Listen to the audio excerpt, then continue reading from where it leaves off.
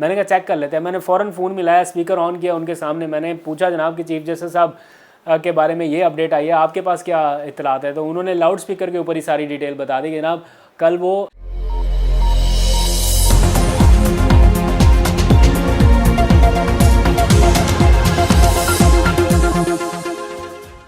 बिस्मिल्लाहिर्रहमानिर्रहीम, अस्सलाम वालेकुम। पाकिस्तान और दुनिया भर में देखने और सुनने वालों को अब्दुल कादिर का सलाम। वैसे तो पिछला पूरा एक साल, पिछले चंद महीने, हफ्ते, दिन, ये सारे ही पाकिस्तान के लिए बहुत अहम रहे हैं, लेकिन ये जो आने वाले कुछ दिन हैं ये बहुत ही ज़्यादा क्रूशल होने वाले हैं। बल्कि कल का दिन तो बहुत ही ज़्यादा इंपॉर्टेंट है। मेरी कुछ छुट्टियां थी ईद की बाकी, लेकिन मुझे हंगामी तौर पे वापस इस्लामाबाद के लिए निकलना पड़ रहा है। ये व्लॉग करते ही मैं वापस जाऊँगा, बिकॉज़ कल सुप्रीम कोर्ट में बहुत ही अहम केस की समाअत होने जा रही है और वहाँ से कवरेज करनी है। बहुत ही मामला कॉम्प्लिकेटेड होते जा रहे हैं। मतलब लग रहा था कि कोई ना कोई सलूशन की तरफ मामला जाएगा। ईद की छुट्टियों से पहले जब समाअत मुलतवी हुई तो लग रहा था, उम्मीद थी कि कुछ ना कुछ शायद कहीं बैठ के बातचीत हो सकेगी, लेकिन कोई बातचीत नहीं हो रही इस वक्त, कोई मुज़ाकरात नहीं हो रहे। और सुप्रीम कोर्ट ऑफ पाकिस्तान की जानिब से दी गई एक और डेडलाइन आज रात 12 बजे ख़त्म हो जाएगी। यानी आज की जो डेडलाइन थी जिसमें ये कहा गया था कि 14 मई का इलेक्शन की जो तारीख है वो बरकरार रहेगी, लेकिन आज की तारीख तक ये फैसला करना था हुकूमत को कि वो पैसे या फ़ंड पंजाब इंतखाबात के लिए जमा कराएंगे या नहीं कराएंगे। तो हठधर्मी किसी कैफियत बरकरार है और एक के बाद एक दरख्वास्त सुप्रीम कोर्ट ऑफ पाकिस्तान में दायर हो रही है। एक दरख्वास्त दायर की गई कि जनाब पंजाब की असम्बलियाँ बहाल कर दी जाएँ। दूसरी दरख्वास्त दायर हुई कि वज़ीर-ए-आज़म को घर भेजा जाए। फिर दरख्वास्त में ये मौक़िफ़ अपनाया गया कि चीफ़ इलेक्शन कमिश्नर को घर भेजा जाए। फिर एक और दरख्वास्त भी दायर हो रही है जिसमें निगरान हुकूमतों को घर भेजने के हवाले से बात हो रही है। तो बैक टू बैक बहुत ज़्यादा अदालती प्रोसीडिंग्स जो हैं वो इस वक्त कंटिन्यू, और एक जो अदालत वर्सेस पार्लियामेंट की एक स्टैंड ऑफ पोजीशन है वो भी बरकरार है। अब से कुछ देर पहले शहबाज शरीफ की ज़ेर सदारत इत्तेहादी जमातों का अहम इजलास हुआ, एक पार्लिमानी पार्टी का फिर बाद में इजलास शुरू हुआ, और इन इजलासों में एज़ यूजुअल ये फैसला किया गया है कि सुप्रीम कोर्ट का फैसला नहीं मानना। ये कहते हुए शहबाज शरीफ साहब का साउंड बाइट आपने टेलीविजन स्क्रीन पर सुन लिया होगा, जिसमें वो ये रिपीटेडली दोहरा रहे हैं कि हम चाहते हैं आइन और कानून के मुताबिक फैसले हों, आइन और कानून के मुताबिक फैसले, लेकिन आइन के मुताबिक वो फैसला खुद मानने के लिए, तस्लीम करने के लिए तैयार नहीं है। और इसी सारी सूरत हाल के दौरान 3 बहुत अहम इजलास अब से कुछ देर पहले ख़त्म हुए हैं। पहला इजलास वज़ीर-ए-आज़म शहबाज शरीफ की ज़ेर सदारत इत्तेहादियों का, दूसरा इजलास वज़ीर-ए-आज़म की ज़ेर सदारत वफाकी काबीना का, तीसरा इजलास शहबाज शरीफ की ज़ेर सदारत मुस्लिम लीग नून की पार्लिमानी पार्टी का इजलास, और फिर चौथा इजलास इस वक्त जब मैं आपसे बात कर रहा हूं तो पार्लियामेंट का इजलास जारी है। पार्लियामेंट के अंदर क्या हो रहा है, इजलास जारी है, और बाहर पीटीआई के अरकान पार्लियामेंट हाउस के गेट के ऊपर धरना दिए मौजूद हैं। उन्हें अंदर जाने की इजाज़त नहीं है। मुझे समझ नहीं आ रही 6-7 लोगों को रोकने के लिए इतनी नफरी और इतनी रेजिस्टेंस का सामना क्यों करना पड़ रहा है, जबकि अदालती ऑर्डर्स उनके पास मौजूद हैं। खैर, अदालती ऑर्डर्स की वक़्त क्या है ये आप सब लोगों को अब पता चल चुका होगा। ख़ासतौर पर ये अरकान तो आए भी सिंध से हैं ऑर्डर लेके, जो पीटीआई के अरकान हैं ये तो सिंध हाई कोर्ट के ऑर्डर लेके आए हैं, लेकिन ऐवान के अंदर बैठे हुए लोग सुप्रीम कोर्ट ऑफ पाकिस्तान का फैसला भी मानने के लिए तैयार नहीं है। जल्दी से मैं आपको क्विक बता देता हूँ। मेरे पास अभी प्राइम मिनिस्टर हाउस से ऑफिशियल जो प्रेस रिलीज आई है उसमें बताया गया है कि इत्तेहादी जमातों ने यह फैसला किया है कि 21 अरब रुपए के फंड्स का जो मामला है वो एक बार फिर पार्लियामेंट को भिजवाया जाएगा। यानी कि पार्लियामेंट एक बार फिर वो सप्लीमेंट्री ग्रांट मुस्तरद करेगी और यही सारा मामला जाके एज इट इज़ फिर सुप्रीम कोर्ट को बता दिया जाएगा। क्या इस बार सुप्रीम कोर्ट फिर से कोई नई डेडलाइन देगी या फिर से ये कहेगी कि ठीक है अब हम दोबारा किसी और अफसर को, सरकारी अफसर को बुलाते हैं, या अब हम किसी और तरफ जाएंगे? मेरा ख्याल है ये मामला अब क्लियर कट तौहीन अदालत का है। कॉन्टेम्प्ट ऑफ कोर्ट का नोटिस कल अब जारी होना चाहिए। अगर अदालत को अपना वकार बहाल रखना है और अदालती फैसलों का मजाक नहीं बनने देना, तो कल कम अज़ कम 3 तौहीन अदालत के नोटिस जारी हो सकते हैं या होने चाहिए।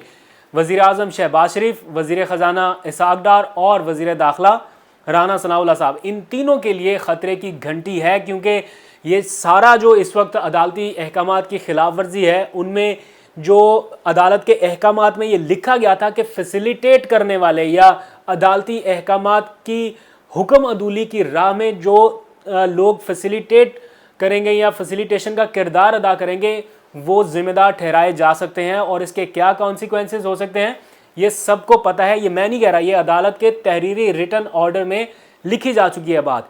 तो अब अदालत को अपना फैसला इंप्लीमेंट कराना है, क्योंकि अदालत ने कुछ टाइम दिया था कि आप बैठ के बातचीत कर लें, मुज़ाकरात कर लें, और क्लियर बता दिया था कि अगर आप मुज़ाकरात से राह हमवार नहीं कर सकते, बातचीत आगे नहीं बढ़ा सकते, तो फिर अदालत का 14 मई को इंतखाबात कराने का फैसला इंटैक्ट रहेगा।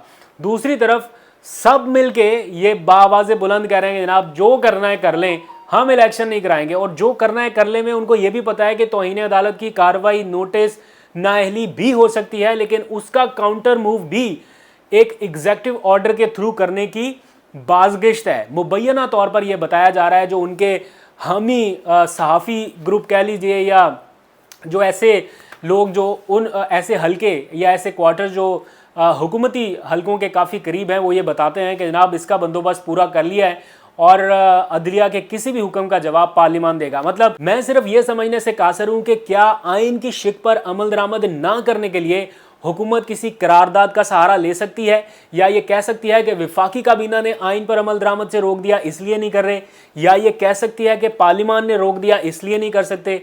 आइन सुप्रीम है, उसके ऊपर अमल दरामद से आपको कोई नहीं रोक सकता। सिर्फ एक चीज़ आप कर सकते हैं, अगर उसके ऊपर आपको फौरी तौर पर अमल दरामद रोकना है तो वन टाइम रिमूवल आप कर सकते हैं। वन टाइम रिमूवल यानी उसकी जो बुनियादी शिक है, यानी जिसमें आइन में ये लिख दिया गया है कि 90 रोज़ के अंदर इंतखाबात होने हैं, वो शिक को आइनी तरमीम के ज़रिए वन टाइम के लिए आप रिमूव कर सकते हैं, और उसके लिए भी पीटीआई का पार्लिमान में होना ज़रूरी है। 2/3 अक्सरियत से आप आइन में तरमीम कर सकते हैं वन टाइम के लिए, फिर आपके ऊपर ये आइनी कदगन हटेगी, ये आइनी पाबंदी हटेगी। वो भी तब अगर पीटीआई आपका साथ दे, अदरवाइज ऐसा कुछ नहीं होने लगा। आज जो एलामिया जारी किया गया, या पार्लिमान की जानिब से बताया गया, या हुकूमत की जानिब से बताया गया कि जनाब मुज़ाकरात होंगे तो पार्लियामेंट में होंगे, उसी पार्लियामेंट की बिल्डिंग के बाहर पीटीआई के 7 अरकान मौजूद हैं अंदर दाखिल होने के लिए, जिनके पास सिंध हाई कोर्ट का ऑर्डर मौजूद है, लेकिन उनको अंदर एंटर नहीं होने दिया जा रहा। मैं आज विजुअल्स देख रहा था, बाहर रेंजर्स के लोग खड़े हैं, इस्लामाबाद पुलिस की नफरी खड़ी है, वो कह रहे हैं कि हमने अंदर जाना है, हमारे पास अदालत के ऑर्डर हैं, और स्पीकर की जानिब से ज़राए से ये खबरें चलवाई गई कि इनको अंदर आने की इजाज़त नहीं होगी, क्योंकि अदालत ने इलेक्शन कमीशन का ऑर्डर मुअत्तल किया है, स्पीकर का ऑर्डर मुअत्तल नहीं किया, इसलिए हम इन्हें अंदर आने की इजाज़त नहीं देंगे। इस कदर तलखी, इस कदर बिगाड़ है पूरे माहौल में, और बातें करते हैं कि जनाब हम आइन और कानून के ऊपर अमल दरामद करना चाहते हैं। ना आप आइन को इस वक्त मान रहे हैं, ना आप सुप्रीम कोर्ट का फैसला मान रहे हैं, ना आप हाई कोर्ट का फैसला मान रहे हैं। इसी सारी सिचुएशन के दौरान जो सबसे इंटरेस्टिंग चीज़ है वो ये कि बैक एंड पर सारा जोर इस तरह से लगाया जा रहा है कि किसी तरह से सूबाई असम्बलियाँ रिवर्स हो जाएं, यानी सूबाई असम्बलियाँ बहाल हो जाएं, और ये सारा मामला इसी तरह चलता रहे, और नवंबर में जाके, अक्टूबर में जाके कोई डेट डिसाइड हो, उसके ऊपर भी तब देखेंगे इलेक्शन होने हैं या नहीं होने। तो क्या पीटीआई को ये सूट करता है कि वो असम्बलियाँ बहाल करा के वापस असम्बलियों में चला जाए? ये इन 3 महीनों में जो कुछ हुआ, जो जुल्म, बर्बरियत, और एक तरह से मैं अब क्या लफ्ज़ इस्तेमाल करूँ, जो कुछ हुआ वो आपके सामने है। ये सारा कुछ सहने के बाद क्या इमरान खान चाहेंगे कि वो वापस उन असम्बलियों में चले जाएँ जिनको छोड़कर वो आए हैं, जिनको छोड़ के वो इसलिए आए कि मुल्क में आम इंतखाबात कराए जाएँ? तो मेरा नहीं ख्याल, आज बड़ा क्लियर बता दिया गया है। शाह महमूद कुरैशी का ट्वीट एनफ है, वो कहते हैं कि हम मुज़ाकरात के लिए तैयार थे। उन्होंने इंग्लिश में ट्वीट लिखा जिसमें ये लफ्ज़ इस्तेमाल किया, वी आर नहीं लिखा, वी वर लिखा है। हम तैयार थे मुज़ाकरात के लिए, लेकिन अब वो कहते हैं कि हम सुप्रीम कोर्ट के हुक्म और आइन के ऊपर अमलदारी चाहते हैं, और अब सिर्फ इलेक्शन होंगे, कोई मुज़ाकरात नहीं हो रहे इस वक्त, बिल्कुल ख़त्म, डेडलॉक, फिनिश। इस वक्त की जो सिचुएशन है वो किसी भी तरह से मुज़ाकरात के लिए मौजू नहीं है। उन मुज़ाकरात की राह में सबसे बड़ी रुकावट बज़ाहिर देखने में मौलाना फजलुर रहमान है, लेकिन वो नहीं है।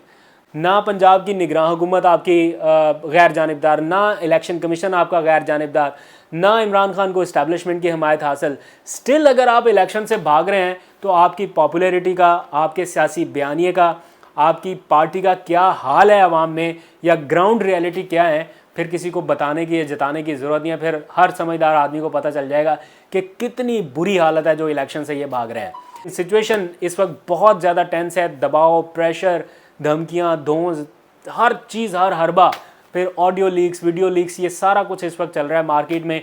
पहले सुबह सुबह खबर आई कि चीफ जस्टिस पाकिस्तान की तबीयत नासाज है, और वो आज के केसेस जो जितने भी थे वो डी लिस्ट कर दिए गए। तो लोगों ने बड़ा कहा हो जनाब, अब तो मैं बल्कि जहाँ पर बैठा हुआ था, मैंने बताया कुछ देर पहले आपको, वहाँ पे ये बता रहे थे कि चीफ जस्टिस साहब को कोरोना हो गया और अब वो चले गए हैं लंबी छुट्टियों पे और कल भी समाप्त नहीं करेंगे। मैंने कहा मैंने ऐसी कोई बात नहीं सुनी कोरोना वाली। उन्होंने कहा नहीं हो गया है कोरोना। मैंने कहा चेक कर लेते हैं। मैंने फ़ौरन फ़ोन मिलाया, स्पीकर ऑन किया उनके सामने, मैंने पूछा जनाब कि चीफ जस्टिस साहब के बारे में ये अपडेट आई है, आपके पास क्या इतलात है? तो उन्होंने लाउड स्पीकर के ऊपर ही सारी डिटेल बता दी कि जनाब कल वो केसेस की समाअत करने जा रहे हैं, कोई कोरोना शरोना नहीं है और कोई कल के केसेस डीलिस्ट नहीं हुए, सिर्फ आज के हुए थे। अब वो नज़रसानी शुदा शेड्यूल जो है वो या कॉज लिस्ट है वो दोबारा जारी कर दी गई है। कल 11:30 बजे इस केस की अहम समाअत होनी है। कल फिर ये बताया जाएगा कि जनाब कोई फ़ंड नहीं जारी किए गए और अब मेरा ख्याल है कि अदालत को मज़ीद तहम्मुल का मुजाहरा नहीं करना चाहिए। कल एक आध शो का नोटिस तो जारी होना चाहिए तौहीन अदालत के हवाले से। आप लोग अपना फीडबैक ज़रूर दीजिए, बताइए कि क्या हो रहा है। एक और मामला मैंने आपसे डिस्कस करना था, उसके ऊपर कल तफसील से बात करूँगा। सवात आज एक बार फिर बाहर निकल आया है। मुराद सईद इमरान खान के बाद शायद वो रहनुमा हैं जिनको लोगों ने स्क्रीन के ऊपर सुना है। 15 से ज़ायद डिवीजन्स में या अजला में स्क्रीनें लगाई गई और वहाँ पर मुराद सईद का खिताब सुना है।